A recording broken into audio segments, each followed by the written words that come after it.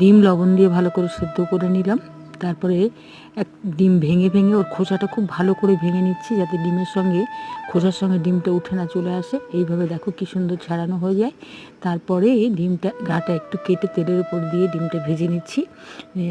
এরপরে তেলের মধ্যে দিয়ে দেবো একটু সাদা জিরে এবং একটু আলু। আমি আলু খুব কম নিয়েছি, একটা দিয়েছি। আপনারা এটা আপনাদের পরিমাণটা আপনাদের পছন্দ মতো নেবেন। তারপরে দিয়ে দিলাম ছোট দুটি পেঁয়াজ কুচি ওই তেলের ওপরেই, আর তেল অ্যাড করিনি।